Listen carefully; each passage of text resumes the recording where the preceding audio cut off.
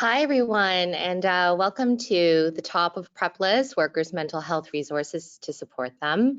My name is Anna Pham, and as a representative of Restaurants Canada, we are here today to host an important discussion that truly affects us all. In the fast-paced and demanding food world of food service industry, it is actually very crucial to acknowledge and address the unique challenges that workers face when it comes to their mental health. And so as we gather here today, we as an association recognize the importance of fostering a supportive and healthy environment for our valued employees. So throughout this webinar, we will delve into the complexities surrounding mental health issues in the food service industry, gaining a deeper understanding of the struggle faced by workers and the significant impact these challenges can have on their overall well-being, and of course, an issue that we are currently dealing with, labor retention. So together with our wonderful thought leaders here today, we will explore practical solutions and resources that can be implemented to support our employees and create a more compassionate and healthy work environment. So I encourage each and every one of you to actively participate in the discussions and ask questions in the chat box, which we will dive into after the conversation. And of course, I just want to acknowledge and say your presence here today demonstrates your commitment to prioritizing mental health and fostering positive change within the food service industry. We're one step closer to healing the industry, and we thank you for your attendance. So before we start, allow me to introduce our esteemed moderator and also all of our panelists here today as well. So our moderator here today is Melody McGregor, the Quality Improvement and Development Manager of the Canadian Mental Health Association. Melanie has been a part of the CMHA Halton Region branch since 2012 and is currently responsible for leading quality improvement opportunities, accreditation, communications, and health promotion. It is her own lived experience with a mental illness that gives her passion for mental health awareness and service excellence to support community members' wellness and recovery. Melanie is a mental health first aid Canada master trainer and an applied suicide intervention skills training facilitator. Her valuable insight and experience makes her a true advocate for fostering mental well-being in all industries. And on our panel today, we have Chris Hall, founder of the Burnt Chef Project. If you were at our show, I'm sure you saw him in a wonderful discussion with Jim Taylor from Benchmark on our main stage. Chris founded the Burnt Chef Project in May 2019, a non-for-profit community interest focused on people-focused sustainability. After 12 years of working in hospitality and experiencing mental illness, Chris launched the project to tackle the stigma of mental health within hospitality. Through corporate training sessions and merchandise sales, the project grew and now provides free to access 24/7 support services, as well as free health and well-being training for our beloved industry. And then we also have today here Christy Cork. Christy Cork is a specialized service lead for healthy workplaces at the Workplace Safety and Prevention Services, WSPS.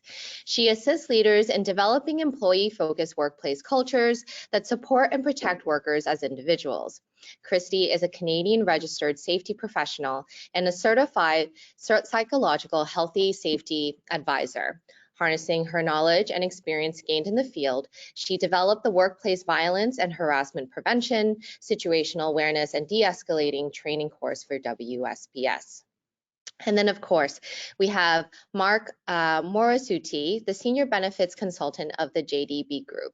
Mark, along with the JDB Group, is always working towards improving the health, productivity, and financial success of their clients, organizations, and employees. With 16 years of experience in the insurance industry, Mark has worked with many different clients in different industries, all of which he has one goal: to build customized employee benefits that can help in the attraction and retention of talent, the maintenance of workplace wellness, and increase engagement.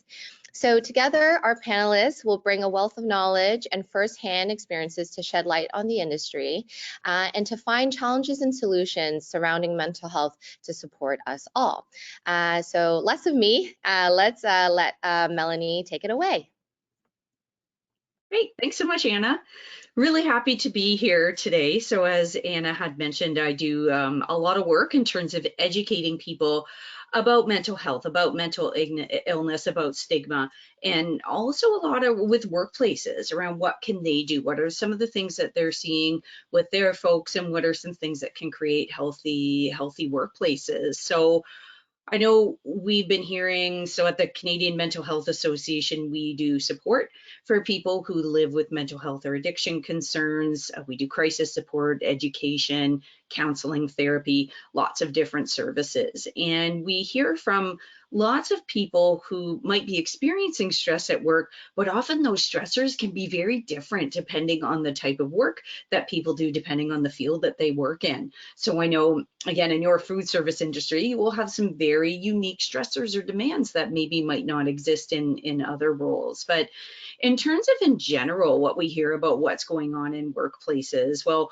overall, we know that 1 in 5 people in Canada will experience a mental health problem in any given year. So that means every single year, 1 in 5 people will struggle with their mental health to the point that it impacts their day-to-day living in some way. We all have mental health and we may all struggle from time to time. But how does this impact people at work? Well, again, some numbers. We know that about 500,000 Canadians miss work every single day because of mental health problems. They might not share that. They might say, oh, upset stomach or headache or, cold or something like that. But often it's mental health, and people just aren't quite comfortable opening up to share about that, which is one of the reasons why events like this are super important to really start those conversations. In terms of lost productivity, if we look at disability, mental health accounts for about 30% of all disability claims. And overall, in terms of numbers, mental health problems cost the Canadian economy about $51 billion every single year. That's through lost productivity, that's through disability benefits, sick days, or that presenteeism where people may be at work but aren't quite performing to the degree that they would normally be able to. So we know that this is having a huge impact, and the pandemic just compounded that. I know us at CMHA, during the pandemic, we are getting people reaching out to us for counseling saying, I've never struggled with my mental health before, or I've never experienced these stressors that I'm experiencing right now, and I don't know how to cope. So I feel like in some ways the pandemic brought some mental health conversations to the forefront, which I think was long overdue, but I think it also complicated things in terms of the types of things that all of us were dealing with that we weren't dealing with, and it impacted people in a whole number of industries. So that's why I'm really happy to know that you're having this webinar today, and thank you so much for inviting me to be part of it. So again, as Anna said, enough of me. I'm really eager to hear what our panelists have to share with the group today. So I've kind of shared a little bit about what we know about mental health in general in Canada. What I'd like to know from the panelists is, from your perspective, how would you describe the current state of mental health in the Canadian food service industry? Like, what challenges do you find that workers are facing? What challenges do business owners have? What are you seeing from where you sit in your industry? I can start more of a general, just kind of topic on kind of challenges for business owners. I know based off the restaurant industry, and we have a lot of clients in the food service industry that often has members that are and employees that are in the younger age cohort. So just some statistics around that. 90% of Gen Zers and 86% of millennials in one of our surveys said at least one workplace factor contributed to their mental health. This is 22% higher than Gen Xers and Boomers. And then 81% of Gen Zers and 68% of millennials stated that they actually left a job due to mental illness. So again, if we're kind of tying that back into the food service industry that tends to have those younger cohorts, this is really amplified when we're looking at this industry.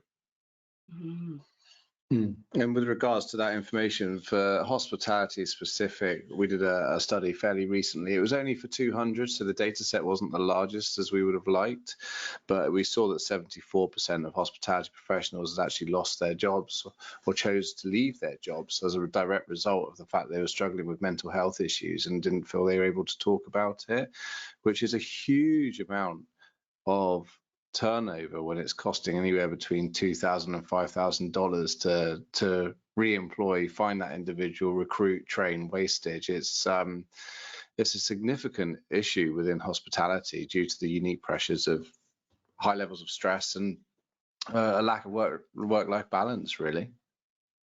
I hear Yeah, you. and I think something we're seeing as well is in industries where there is a high rate of turnover, the employer and the owner often know that it's an issue and they want to reduce that and they want to try and keep people, but they often blame the workers for being more transient in nature and not being dedicated and long-term employees. And they think, oh, people are always looking where the grass is greener and they're not dedicated to that particular workplace. But then we say, like, make the grass greener there so people aren't looking elsewhere. When you really look at why people are leaving their particular work environment, it's not because of the work, right? People know what it means to work in a restaurant. People generally know what they're signing when they get that offer of employment. But what happens is either those needs aren't met, they're not supported, or there's certain stressors or factors in the workplace that are causing them harm physically or mentally. And then they are leaving because they can no longer be well and work in that environment. So owners, operators, restaurant owners, and employers really need to take a look at what is causing people to leave. Like, why are they truly leaving? It's not just because they're being selfish and someone's paying an extra 25 cents an hour. That generally is not why someone's leaving. They're looking because they're not satisfied and they're maybe being harmed in some way. And I think overall too, as progressive generations have become more and more open to talking about mental health, I think it used to be that a workplace or an industry supporting somebody's mental health was a luxury. But now I think with some of those younger generations, it's becoming an expectation that no, we want that work-life balance and we want to know that that workplace is supportive. So thank you. Yeah, you've all really built on that. So having said, Christy, you had mentioned often when people get that offer, they might know what they're signing up for, but the food service industry is going to bring some really unique demands, I think, and features. So in this industry, what are some things, what are some situations, what are some demands or expectations that you think could contribute to mental health challenges? I think of things like working long hours, working under pressure, things are going to fluctuate seasonally as well through the industry. So first of all, what are some of the factors that you're aware of? And secondly, what do you think could be done to address these factors to create a healthier work environment?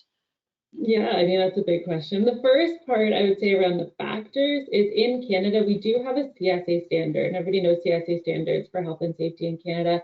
It's called CSA Z1003, and it's called Psychological Health and Safety in the Workplace. I'm not going to get into it. It's kind of boring and a long read, but essentially that national standard has identified 13 different workplace factors that if those things are done well and workplaces are careful and considerate with regard to those 13 factors, it reduces the risk of mental harm.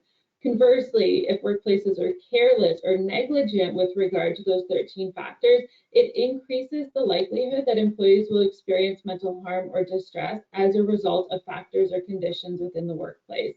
And some of them are pretty straightforward. We can think about, workload management is one of them. It's not just called workload, it's called workload management, because it's not just, we can have a lot of work and we can be juggling a lot of balls at the same time and still be quite successful and have positive mental health. But when we're not supported or when things become overwhelming and we don't have a manager that's helping us prioritize or let us know what expectations there are for us, that's when we start to falter and again can experience distress. There's, other 12 factors. Civility and respect is up there on the list, which I think is very pertinent to the restaurant industry as well. Clear leadership, right? Having good communication, recognizing and rewarding employees for their effort, showing value and appreciation. That's another factor. So there's lots and lots of things to consider, and there's different, tools and stuff out there for workplaces to really say, what are our strengths and our opportunities in this area? Because you don't want to just start changing things, not knowing exactly what your hazards are, your sources of harm for mental health. Yeah, those 13 factors, highly recommend people check out that standard Yeah. because it's got some really good guidance in there. Chris, how about you? Do you mind if I call on you? Because I know you have some personal experiences here that would be relevant to this question. Yeah, so I mean, I've been in hospitality now for coming up 12 years. 4 of those years I've been running the Burnt Chef project. So we understand quite in a lot of detail the subtle nuances that we as an industry face, not just in the UK. Obviously, I'm not from Canada specifically, but actually one of the things that allowed us to scale to over 122 countries now is the fact that actually hospitality is very similar no matter where you go. You don't even need to speak the language. And that's one of the great things about our sector is you can travel the world without actually having to have the language. You know, it's fantastic for that reason. But also on the flip side of that, we do also see the same nuances. And at first, it was very easy for our sector to say, well, let's just implement 3 days off for people. They work 4 days, they have 3 days off, they get the work-life balance. That's okay. But unfortunately, that doesn't necessarily work, for the workforce, because no one's actually asked them. They've prescribed what they perceive to be the best solution for those individuals, which unfortunately isn't always the best solution. And also we found that actually we were compounding demands into less time.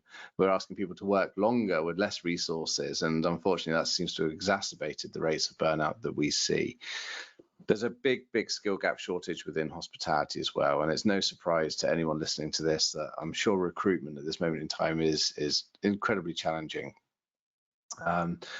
What we have to acknowledge as an industry is we in our sector, and Christy and Melanie, you'll know from other sectors, average turnover rates are what, 15%? Maybe even that sounds a little bit high in some situations.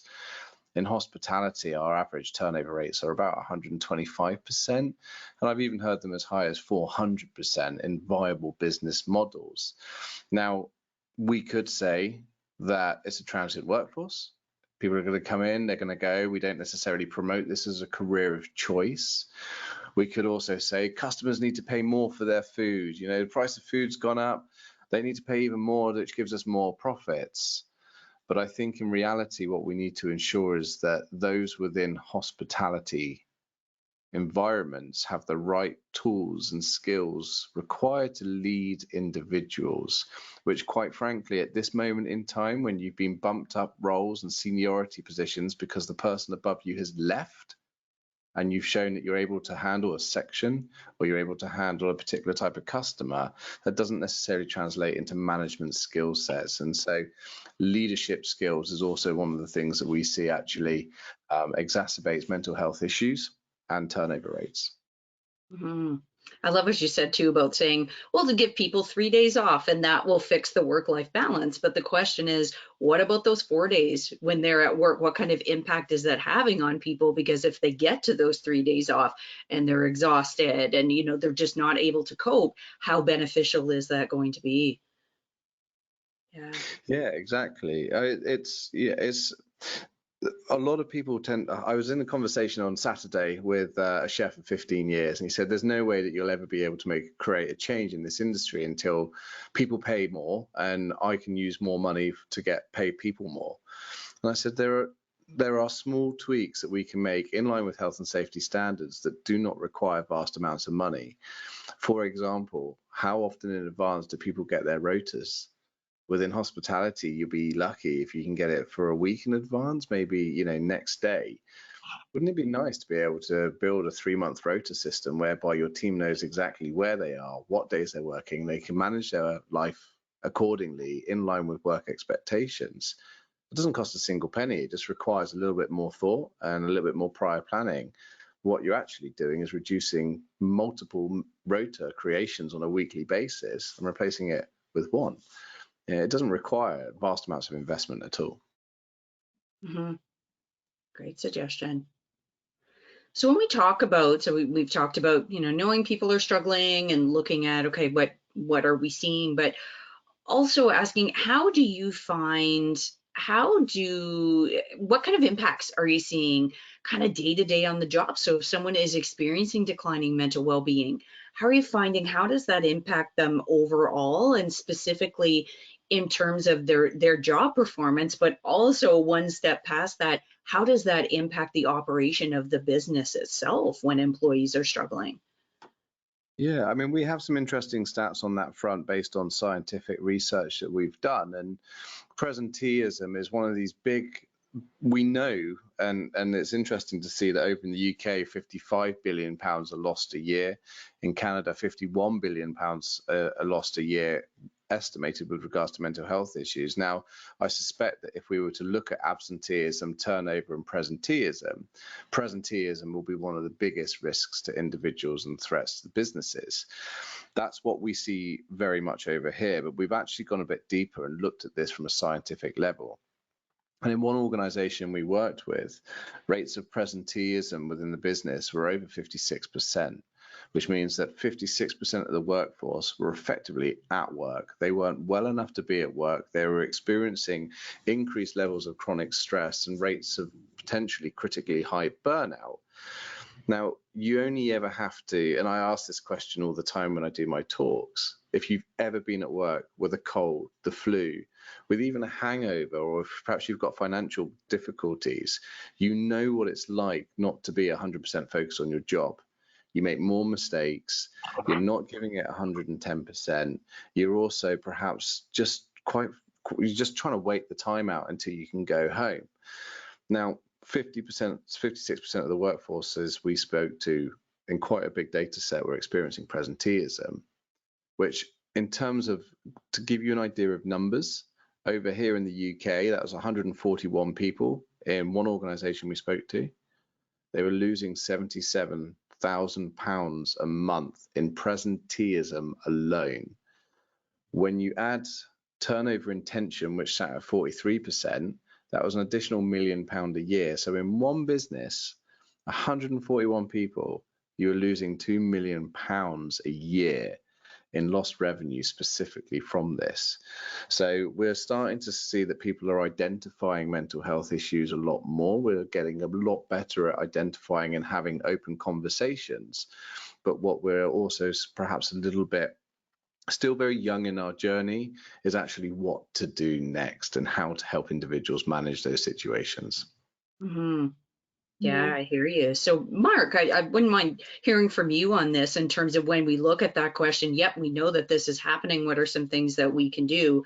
What are some things that you see from your perspective in terms of how can we encourage that wellness that will then lead to better job performance?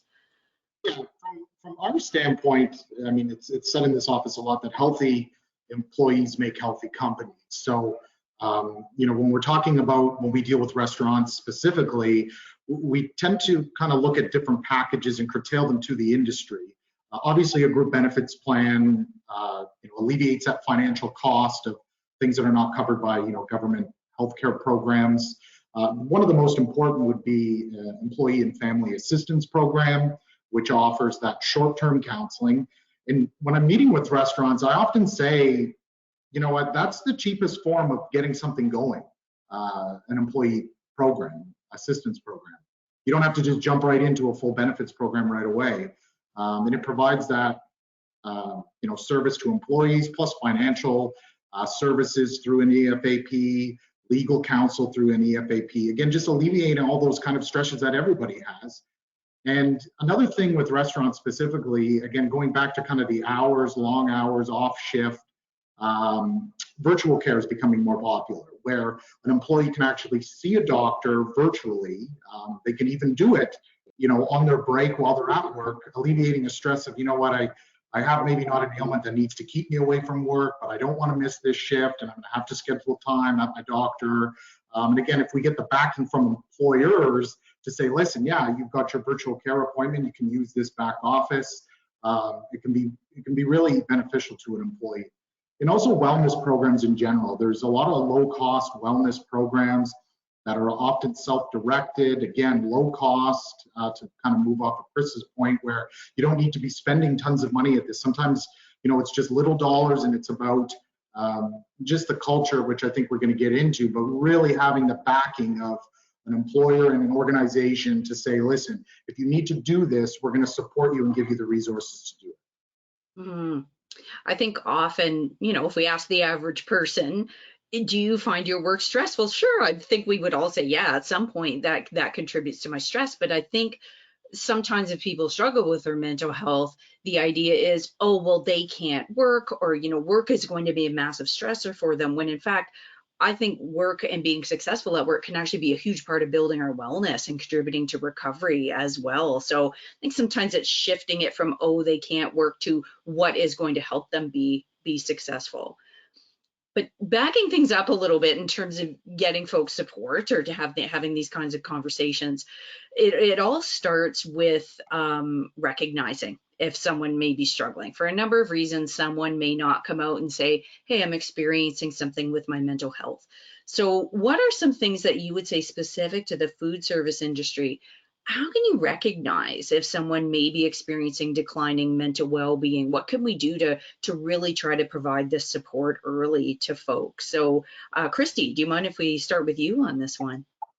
Yeah, sure. I mean, I think it's similar in any other industry. When someone looks like they might be struggling, there are certainly some early warning signs. It can be around, demeanor, level of concentration, even, physical appearance to a certain extent. If people are becoming more socially withdrawn, higher levels of absenteeism. And I also really like how Chris described presenteeism, because I think at least in the industries and Ontario workplaces that we support, presenteeism is often thought of a lack of discretionary effort, but it's not, right? Presenteeism is when people are otherwise unwell, but they're showing up to work. And it's not that they're choosing not to perform at a high level. And I think there's that misconception when we talk about presenteeism. So if there is high levels of presenteeism, it's because people are unwell, whether they're in chronic pain, or they can't focus, or they have another illness, or they're going through a custody battle or something incredibly stressful in their personal lives. I think it's just really important for employers to recognize that not everybody can show up every day and give 100%, right? There are other things going on. And that's why having benefits,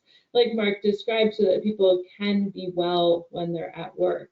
Yeah, I mean, so I guess to answer your direct question around how do you recognize if someone's, ask them, tap someone on the shoulder, don't talk about them, approach them, show care and concern, be a good listener, listen without judgment, facilitate access to those resources. That is what we promote. I think people are hesitant to tap someone on the shoulder because they're worried they're going to say or do the wrong thing, or they're not a therapist, or they're not a counselor. But you don't have to be. You just have to be a kind person that wants to listen. I think that's, and when you break it down into those sort of very micro steps, it becomes something that's not so scary, right? To ask people how they're doing, and not just as a greeting, because I don't know about UK, but in Canada, I'm guilty for it. We say all the time, hey, how are you? Every time we see someone, when we're really not wondering how they're doing. We don't have time. It's like just, hey, I'm good, I'm busy, and all of those things. But really asking someone one-on-one, how are you? I've known there's been a lot on your plate lately. Could you want to talk about it? Like, I'm here to listen. And if they're not ready to talk, that's okay. Just let them know that you're there whenever they're ready or they need someone. Couldn't agree more, Christy. And I like to think about it, if someone comes into work and they're limping, we might say, oh, what happened? Did you break your ankle? Like, what happened? But if we may notice that someone's struggling with their mental health, oh, no, not a therapist. But as you said, no one's asking you to be. So let's put it on the same level as if we notice something with somebody's physical health. We would ask about that. So Chris, how about you, kind of in the space of a kitchen or the food service industry? What are some things that you would say might highlight if someone's struggling with their mental health? A good question. And can I first and foremost say, having visited Toronto, I'm very much looking forward to coming back to Calgary in September. The Canadians are the most pleasant, naturally empathic people I think I've ever met on this planet. Like, I genuinely felt sad when I got on a plane to leave. I did not want to go. Because actually, in reality, when I said to someone in my, in Britain, we're very, very guilty of, you're right? Yeah, I'm fine. I asked so many just as part of habit, you're right? And I had the housekeeper who was just about to come into my room to clean it was like, actually, I'm not feeling that great today. I said, I'm sorry to hear that. Like, tell me what's going on. How are you feeling? And that was quite a normal response that I started to see from Canadians. You guys are just, this is why we enjoy working with Restaurants Canada and restaurants within that environment, because you've got it. You've got the initial foundation. Yes, we're all guilty perhaps of asking and not really fully being present to the answer. But so first and foremost, that's my promotion for Canada. I love it. Absolutely can't wait to get back out there. But I think from a restaurant's point of view, it is a really curious one for me, because all the signs that you would look for in other sectors, say increased use of alcohol, perhaps self-medication through drugs, potentially even first one in, last one out, you know, as by way of exhibiting early signs of burnout, are common signs of just that's the way it is within hospitality. So how do you differentiate someone who's spent a life dealing with chronic stress and looking after their health and well-being in the best way that they know how, versus well, you're effectively looking at mental illness within the environments, you know? So I think there's a few things, and we often look at, you know, if someone's demeanor has become more depressive, or perhaps they're not showing up for work as often, but actually it can be the complete opposite. It is that change in behavior. It's that characteristic. It's that perhaps you haven't had a shave or washed your hair in for 4 or 5 weeks. Perhaps that's not part of your usual routine, but you suddenly come in and you've completely changed the way that you look. And these, again, should probe the questions, because it doesn't take much, as Christy correctly says, just to say, something's different, what's going on? And whether that's a positive response, or if that's a response because they're struggling in some way, shape, or form, being prepared and providing that space to hold that conversation, which is terrifying for anyone who hasn't practiced. And I would just urge anyone out there is to, again, similarly to Christy, ask the question. Don't be afraid, because even if in unfortunate situations, perhaps the word suicide gets mentioned, it's important to recognize that just by the very mention of that has de-escalated the risk, and providing that space and that time to have that conversation. There are support services available in all countries around the world ready to back you up. But know that what you're doing by having that conversation is the most important first step for that individual, because otherwise they would have experienced suffering in silence. Mm-hmm. I could not agree more. So I know in my intro, Anna shared I myself live with a mental health disorder. I've struggled a whole lot with it at work, and I can pinpoint one conversation, one single conversation, one person saying, "Hey, are you okay? Because you kind of look like a deer caught in the headlights today. You know, what's happening?" And it was that one question that allowed me to open up and say, pour out everything I'd been experiencing for weeks and weeks, and take a first positive step towards recovery. So we may think, well, you know, what difference can I make? You can make a huge difference. So I love what you've said. So when we talk about, so we're talking about, you know, what can we do as individuals if we're noticing something, and folks that we may work with, how do we have that conversation, but shifting to a focus on a broader culture? What role do you think a workplace culture and leadership would play in promoting mental well-being? So when we think about, you know, business owners, managers, what are some things that they could do to really promote that supportive environment and promote those kinds of open conversations that we're talking about, and especially reducing stigma? That's a huge part of the conversation when it comes to mental health. So Mark, how about we start with you here? What are your thoughts on what can we do around that broader culture and those messages that we can give in the industry? Yeah, I can speak to my clients, because I have some clients that really take leadership and culture around mental health very seriously. And others, when I'm talking about some of the programs that we offer, they offer these programs, but it's often at orientation, and it's, yes, we have an EFAP, here's a benefits program, and then that's it. Other clients that are doing it the right way, I would say, is they make these programs accessible, and they're always reminding employees that they're there. Because to Christy and Chris's point, maybe an employee might not say, you know, what's wrong, but as an employer and business owner reaching out saying, maybe if you know something's up, maybe just, you know, hey, in the lunchroom or in the break room, you know, the reminder, we have an EFAP program that offers free counseling. Making that accessible in the culture so maybe they don't feel comfortable speaking to someone at work about it, but they'll grab a little business card and make a phone call elsewhere. So I feel that there's two parts to it. You can't just offer these services and programs. You have to have the buy-in and the culture in order for people, whether they're saying they're accessing it or not, that they feel comfortable and it's easily accessible. Mm-hmm. Yep, I like that. So rather than putting the onus on someone to say, I'm struggling, can I have the EFAP number, have it accessible, have it available so that people can take that in a way that's comfortable for them. What else? What else do you think about this broader culture? What are some things we can add to what Mark suggested? Well, just with regards to Mark's point, one of the things that we've had great success on over here, and we're hopefully launching with Piano soon in Canada, is it's not an EAP scheme, it's a pre-screening and mental health and hygiene tool. So what it actually does is when you use it as part of your daily health checks, it will find out whether or not you're experiencing any mental illness in line with PHQ and GAD scales. So it's clinically backed. And rather than just provide you with a number and signpost you, it will actually ask a therapist to get in contact with you in less than 10 minutes. So that therapist is then pinging you a message going, hey, you've said that you're not feeling great at the moment and that, you know, it's been going on for some time. I'm here. Let's triage this now. Let's get to the bottom. And we're actually starting to see recovery rates of that of about 86%, which is, I mean, the NHS over here, the recovery rates of their service are 52%, and there's a 13-month waiting time. This is triage within 10 minutes, and then within 2 weeks, access to therapy. So we're starting to see that cultural shift.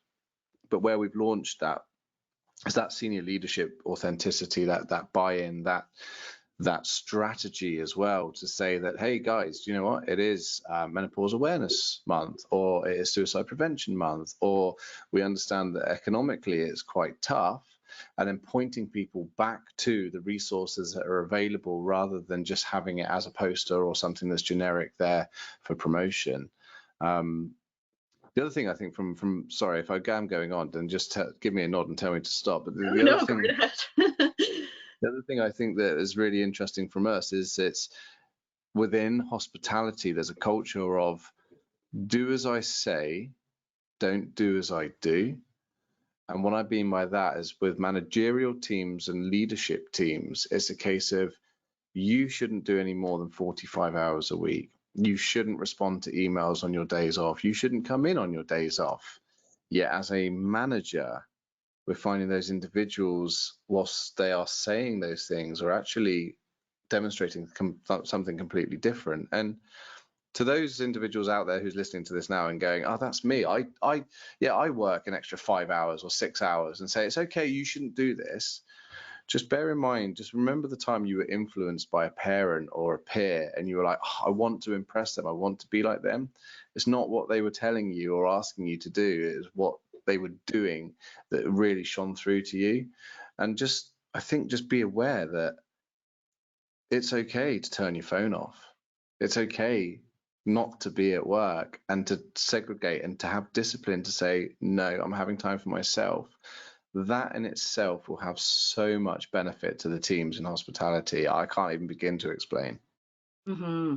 And I think that's become, you know, as we're in a connected world, but also during the pandemic when people were, okay, I'm doing part of my work from home, that separation that I think as well, I agree with you, is really key, sometimes becomes challenging. So it's modeling that. I really like that. And, you know, realizing that may make us uncomfortable for a little bit. Where's my phone? I don't have my phone on. That can be an adjustment. But yeah, we can definitely notice those benefits. How about you, Christy? What are your thoughts? I mean, our approach at WSPS, because we are a prevention service, is all about hazard identification and control. And I think restaurants, you know, the hospitality sector, restaurants do a really good job of identifying physical hazards and putting controls in place. So whether that's with using sharps and having sort of cut-resistant gloves, having anti-slip footwear, there are all sorts of things that workplaces are doing to protect people's physical safety. What I would love to see and how we really get the culture to change is start thinking about your psychological or psychosocial hazards. Ask workers what is causing additional or unnecessary stress in their workday, because we can sit here and guess, right? But every workplace is very, very unique, and certainly there are trends. But if a leader within that workplace or a manager starts having conversations, we all have, I mean, if you're a workplace in Ontario, sort of more than 15 workers, you have a joint health and safety committee. You have people that have a role of identifying hazards. Get it on their radar to start identifying psychosocial hazards. Ask some questions, right? It doesn't need to be like, how's your mental health today? But if you ask people questions like, you know, around, are you able to sort of disconnect from work when you're not at work? Or, you know, do you feel like, do you know if you're being harassed, who would you report that to? Look at the types of behaviors. Ask people what their hazards are that are causing them mental harm in the workplace and do something about it. Right? Like, it's not rocket science. It's the same way we process physical hazards. We see a slip, trip, fall hazard, we clean up the puddle, we remove the cord, we do different things so that that hazard is not going to hurt people. But when it comes to psychological safety, we kind of either don't talk about it or we don't consider it as part of a health and safety system, when really it easily can be integrated and it can prevent people from burnout, from getting to a place of distress, or where they need, you know, additional supports. The supports are all important. So Mark, I absolutely 100%, and Chris, I'm not saying we don't need EFAP and other supports, but there's maybe a lot that can be done proactively if we just talk to people, figure out what's going on in that work environment. I'll tell you one thing about the hospitality sector that I've come to realize, and it wasn't until I was watching a show on TV where like bullies in the workplace are actually celebrated. Like, I can't think of any other industry or any other sector where we put bullies on a pedestal and people pay money to watch them hurt people, and that's somehow okay. Like, we need to, that has to change, right? Like, that can no longer be an acceptable way to work, where we watch people be belittled, humiliated in the name of entertainment. And I can only imagine, and you know, I probably don't have as much, I know I don't have as much experience in the sector as Chris does, but certainly like looking at that type of environment and that culture where it's not only allowed or tolerated, but somehow celebrated, that there's people in these leadership roles that can treat people that way without consequences. I really struggle with that. And I think, you know, if that's happening in your workplace, you need to address it. It's peculiar, right, though? Like, I mean, I come from outside of hospitality. So although I've been in it for a while, I worked in travel and in the insurance industry and the financial sector, right? And I think that if I was ever sat at a desk and someone swore at me and basically forced me to do a job through aggression, you would be like, no, firstly, I know my rights as a human being, as an employee, that's not acceptable. Whereas in hospitality, it's become so normal. And because of that normality, it's like the Stanford experiment, isn't it? So I don't know if you've ever seen it, but an experiment done in the 70s where they took two groups of students and split them into prisoners and prison officers. And these were known individuals to each other, grown up together. And within less than 7 days, the experiment had to be pulled off because the prisoners were getting belittled and being treated just awfully. The prison officers had just gone completely and utterly rogue. But that environment had become normal. It had become accepted within such a short period of time. Just going back very quickly to your mitigation of stress and bio psychological safety within the workplace, we do have a free guide on our website that's available to anyone who wants it, which is like a step-by-step guide on how to start to address those and put in place strategies and policies to start to tackle that. So it's such an underestimated, underused process, and over here it's a legal requirement. And I've met one business in 4 years of working in this sector on this particular subject matter that had workplace stress risk assessment in place. Please use it. It's so valuable. And it's being creative too, and being curious and interested in the resources that are available, because I find, you know, over the past few years, there's been a real focus on what can we do to make mental health support's more available, more accessible? Because, Chris, I know you mentioned wait lists, there's cost, there's, long referral processes. So I find I know it's been a focus for us at CMHA, and I know in other programs as well. What can we do to make it easier for people to get this support? So really seek out what's out there. So I really like too how we've talked about what can we do to maybe do some prevention, what can we do to intervene when people are experiencing something, and then what can we do to continue to support people afterwards. So just to bring us to our last question here, as a food service operator, it may seem, wow, this is a lot. Wow, this is a really big topic that I have to think about. But what would you say to food service operators around some tips for the benefits of investing in mental health and wellness? So how could prioritizing mental health really help their team members, them, and their business overall? Kind of what's your pitch, I guess, for the importance of this? Is that aimed at me? Yeah, sure, Chris, go right ahead. We'll start with you. No, I'm happy to sit back, and I mean, Mark, that's your background. How do you, and you work in multiple sectors, right? I do work in multiple sectors, and we are the benefits provider for Restaurants Canada members as well. So I do dip into the space quite a bit on the benefits side. But when we're talking about benefits, regardless of any industry, retention is one of the main reasons why companies move forward with a benefits plan. In the food service industry, I'd say is a bit behind in general. I think just because of cost, when we talk about turnover. So sometimes I think they're a bit slower, some organizations, to offer kind of full packages. One thing we've gotten creative around is offering somebody something, I say.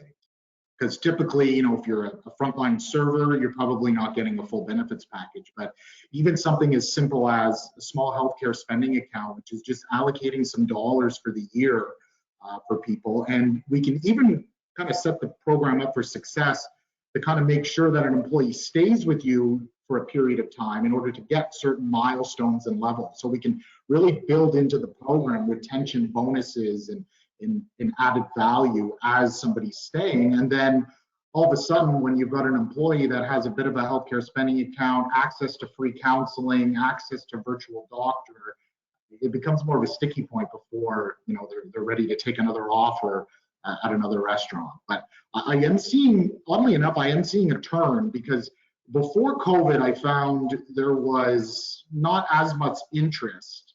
But now that COVID hit, and obviously retention and attracting good talent is front of mind, I think business owners and restaurant owners are finally realizing that, hey, I'm going to have to start investing in my employees, because if not, I'm closing at 9 o'clock on a Tuesday night because I've got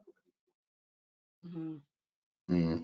Yeah, it's so true. And we find it really, really difficult to sell the preventative systems and solutions, or solutions is not the correct term to use, the options that we have, because from a commercial level, we've got all the data. We can show you the benefits of looking after your people and providing them with a better support package or a better level of leadership, 6-to-1 returns, 11-to-1 returns on certain things like pre-screening. It's an absolute no-brainer. But what is very challenging, especially when you compare us to something like the banking sector, is there isn't that much spare capital in these business models currently to allow business owners to go, do you know what? I know that it's right to invest $6,000 in providing people with pre-screening for mental health issues. But that's $6,000, right? And so, interestingly enough, we've tried to change our tact. And yes, retention is key. Retention is king in our sector, and more so now than ever. But we've started to get people to think differently about their budgets, because we get told a lot, I don't have that money for X, I don't have that money for Y.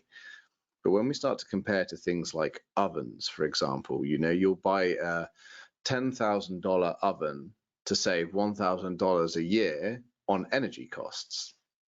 That will take you 10 years to pay for that oven just on energy cost saving alone.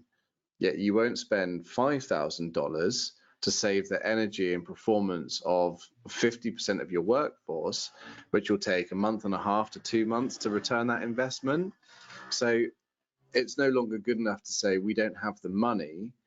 What we're asking organizations to do is just think differently about the budgets you are spending, because the sooner you start investing in people, the healthier your business models are going to be long term. And that's what we're here to do, right? We want people and profits long term in a sector that is the third largest sector in the world. So just have to think slightly more outside of the box. Mm-hmm. Yeah, and that's a good point, Chris. And even when we're talking to our clients in the food service industry, it's by providing these services and products, you're turning it more into a career as opposed to a job, right?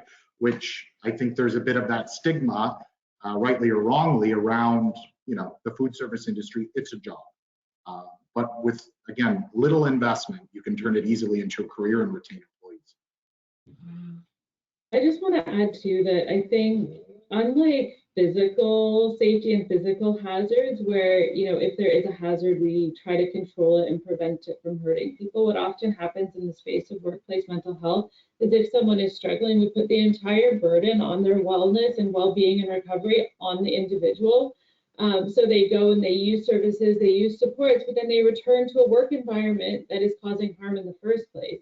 So you think about other work environments, like maybe even in restaurants, but related to physical safety, if they need, an ergo mat or something's too heavy and you need 2 people to lift it, we fix the way that we work and we fix the way that people interact with that environment so that it doesn't hurt them. Instead of telling people, oh, you need to go to the gym, you need to get like more buff, and you need to become more physically resilient so that you can do this job without getting hurt.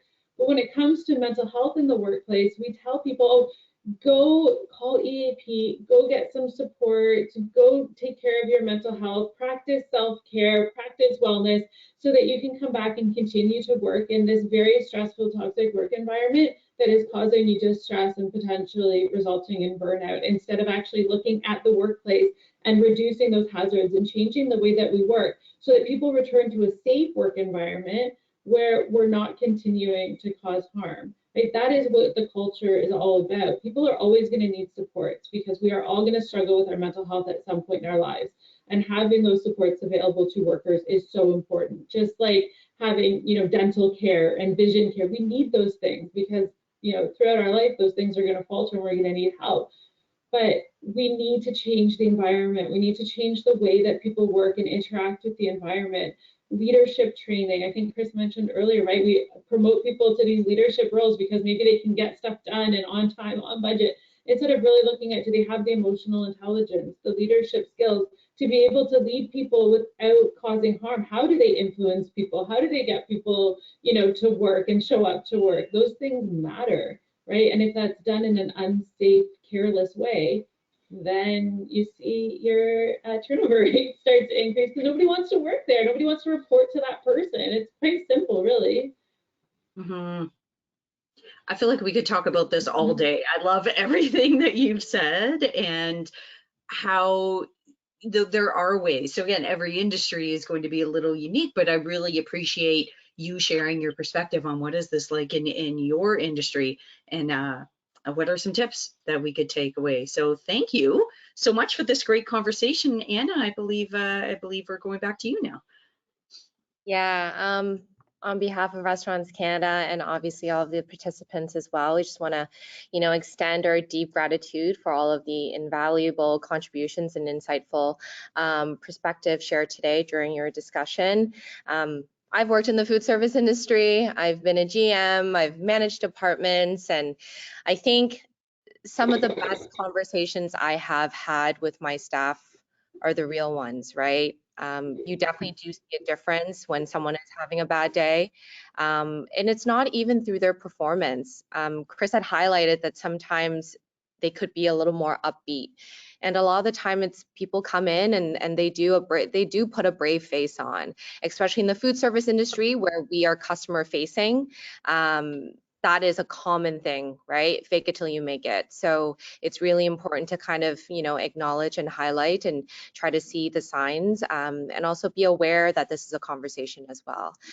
So now I'd like to invite some of our participants and take this opportunity to ask a few questions as well. And so I have 3 here. And the first one, I think directed to Chris, because he did bring this up, is can you just give a breakdown of what PHQ is? So PHQ and GAD are scales that they measure depression, PHQ, and also generalized anxiety disorder index. So these are worldwide recognized indexes that if you go to a doctor or a healthcare professional, they'll usually ask you questions in line with those specific scales.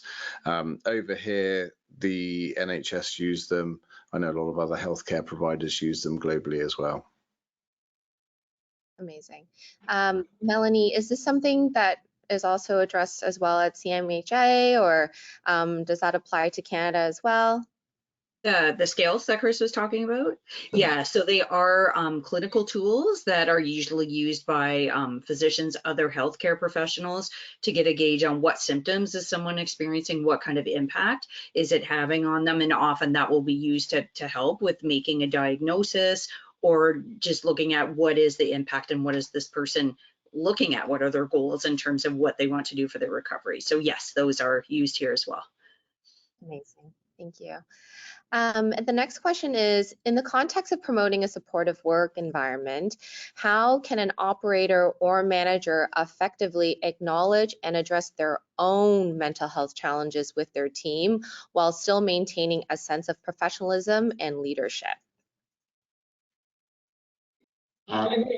Maybe just start quickly. I think showing vulnerability, especially if you're in an upper level leadership role, and saying if you're having a bad day or if you're not okay, as long as it's comfortable and sincere, it can go a long way to help other employees as well know that it's okay to be vulnerable sometimes. It's okay to not be okay sometimes, and to express that. Again, I think someone mentioned earlier that people in those leadership roles are role modeling the behaviors that we want other people to see and to also do. So if we want to create that culture of psychological protection where people are comfortable putting their hand up when they're not okay, asking for help, admitting a mistake, then having leaders sort of express that and show that vulnerability and that you can still be successful and there isn't that structural stigma that may exist in that work environment can really go a long way to help support other employees and to encourage them to get help and support as well. Sorry, Mark, I know I kind of cut you off at the beginning. No, that's okay. No, and I think to me that's great, and that's probably more important than what I'm going to say. But when it goes back to EFAPs, a lot of organizations think that it's simply for the employees, but a lot of EFAP programs now have full manager training around mental health, videos, seminars. So a lot of things you can access for your management team and owners. That again, when you talk, Christy, goes back to the preventative. If you're doing a lot of these things that Christy's saying, hopefully you don't have to use the EFAP, but when we get into the times that we do, having a workforce trained by professionals around that, it's definitely a great resource. And again, at no extra cost from your normal EFAP price that you're providing to your employees. I think from a personal perspective, already experiencing the stigma and the shame of going through a mental illness myself and genuinely believing I was the only one to experience that feeling of being broken and damaged. One of the most interesting and challenging things I had to do was actually turn around to my team, because I wanted to lead by example, which is something that we all want to do as managerial teams, right? We want to lead by example. And I told my team during a sales meeting when I was working for a food service wholesaler that I wasn't well and that I needed their support and I needed them to pull together and to help pick up some pieces because I was dropping a few bits. And my demographic, the demographic of my team, a lot of them were between the ages of 40 and 60. And whilst some of them were reticent to hear that conversation and didn't necessarily within that very moment appreciate it, after a very small period of reflection, they came back and went, I've never even thought about that before. And actually, here's how my experience in the professional world has been changed by what's going on in my life and my mental health.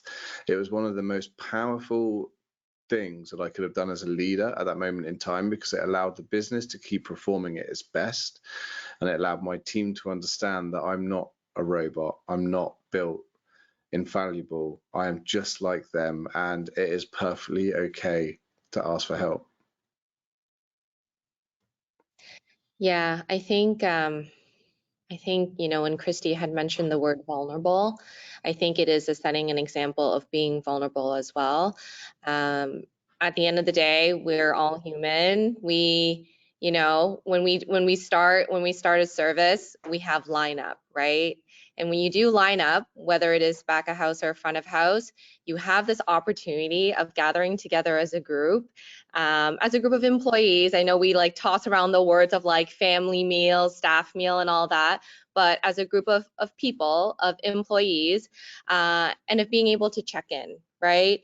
And if you are having a bad day as a leader, as a manager, as an operator, and you can outwardly say, I'm feeling this emotion, it's not a positive emotion, but I'm feeling it and I'm working towards making it better, or I'm working through it, I think it will give other people the opportunity to be able to do the same thing.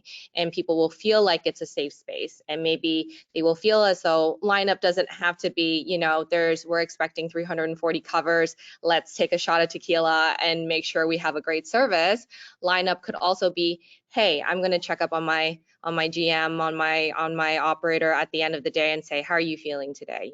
Times are a little bit tough right now, but we're all here to support it together. So, and then our last question we have here is going outwards and kind of more into the HR side and hiring and recruiting. What are some effective ways of communicating in the recruitment process or in the interview process that we as an establishment support folks with mental health issues without outwardly asking if they have it, or without having an awkward conversation around mental health issues? Which again, here we are with, thinking it's awkward as a conversation. I think it comes down to demonstrating that as an employer, you can make reasonable adjustments and duties of care. And I think, without naming any of your particular workforce, but just saying we value diversity, we value inclusion, and whether it's a physical health issue, a mental health issue, it doesn't make any difference to us. You're still a human and you're under our protection. So if you feel comfortable disclosing at the point when we've offered you the job, feel free. And we value that and we want to support you with that. It will be very, very quick and very evident if what you're saying doesn't match the expectations of the employee, and it will do more harm than good. So be prepared that if you're going to say those things and make those commitments to a prospective employer or employee, then you're ready to demonstrate that, because it will be your teams who will do that wonderfully if you've got that balance right.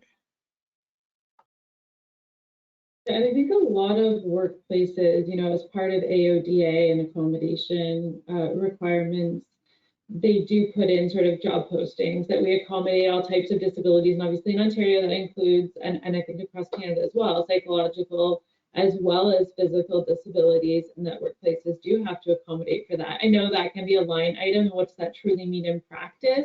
But I do think mentioning, that we're able to accommodate. We have, return to work, stay at work strategies to support individuals that might be struggling with their mental health or need, some short-term or longer-term adjustments, and just being open to that process. Because I think people are, it's really easy to think about physical accommodations if certain people have like lifting restrictions, but they can't lift above shoulder, more than 15 pounds. We're really good at accommodating for those physical whether it's short-term or long-term abilities, but we don't think about how, if someone's adjusting to a new depression medication, how are we going to support them? What does that look like in practice? What is the employer prepared to do? How do we even have that conversation? What information do we need from a doctor, as opposed to what can we do using sort of flexibility and understanding in the workplace? So it's about changing that lens around accommodation to not just think about it solely and entirely on physical, but also those psychological or mental illness requirements as well. Mm-hmm, mm-hmm. Yeah, and I think it goes back to kind of what I said before about just kind of outlining all the you know, when we're talking about the insurance side or the program side, outlining everything of what's offered, how to access, and not just do it on day one, but continue to do it. All right, and I think that about wraps up our conversation for today. Again, I want to thank you all of the panelists for all of your invaluable contributions, and you know, we really appreciate your active engagement in today's webinar. I think the most important thing for the participants is I do want to address that we will be sending a recording along with the links to, I do have here from the Burnt Chef Project, we will be sending the takeaway of a wellness action plan guide and also a workplace stress guide. Chris, am I missing anything else that you feel as though I should highlight in here that I'll make sure that it'll be in the email when we send it out? Yeah, I mean, we have our free e-learning, which is available for some of the most prominent things that hospitality professionals are handling at the moment, including understanding term mental health, menopause for managers on how to tackle this subject matter, and things like sleep and breath work as well. So that's free. People can register using their email address for that. And yeah, a whole host of training tools. But I think just if they're interested, you can certainly have a look. Love it. And then, of course, the Psychological Health and Safety Awareness e-course from WSPS. And Christy, is there anything else that you'd like to highlight in here that we should be sending with our follow-up email? The only really good tool recently that we've put out is Preventing Mental Harm Roadmap, and it goes through sort of 7 different building blocks, and like it does a self-assessment and then provides like tangible takeaway tools. It sounds similar to what Chris has as well. So again, just you know, if that's something that people are interested in, it is a free resource that's available on our website. And people are also looking for the list of the 13 factors that were brought up earlier, and where can they find that? Yeah, so that is a CSA standard, so it is a free download. The CSA standard, unlike most CSA standards, is still free and available for free from the CSA website. So just search in sort of CSA Z1003 and you'll be able to get that.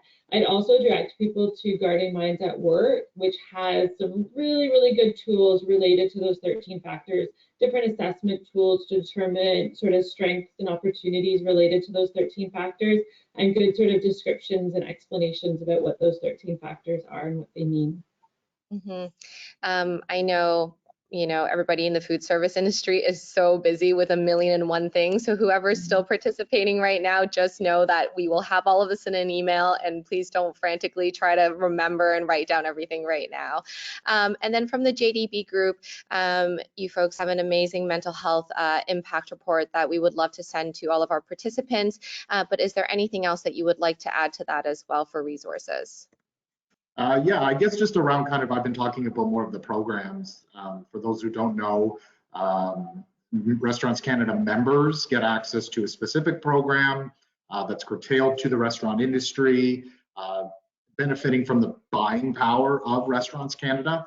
And that's going out to all the kind of smaller organizations who might have dipped their toe in benefits and pulled out because it's been too expensive, or maybe just feel that it's too expensive and they never wanted to explore it. So we're going out to the smaller organizations. Feel free to reach out if you're looking for some options around packages. Amazing, amazing. And anything from CMHA, Melanie? I just suggest to people look up, if you're not familiar with your local CMHA, I mean, there's a CMHA everywhere in Canada, check it out. Check out the services that are available in your area. Also in the area of training, I can highly recommend a course called Mental Health First Aid. It's a course that does training on how do you recognize signs that someone may be experiencing declining mental well-being or crisis, and then how do you have conversation and direct people towards further support. So really good training. It's available virtually as well and in person across the country. So just Google Mental Health First Aid and you should see the courses that are available near you. Yeah, I feel like that sounds like a possible lunch and learn opportunity for a lot of restaurants. So just that would be a good hint. So again, let's continue this enlightening conversation and work together to create a positive change in promoting mental health, well-being within our community. And again, want to thank you, all of you, and everybody. Enjoy the rest of this beautiful day. Thanks. Thank you. Thank you. Bye, everyone.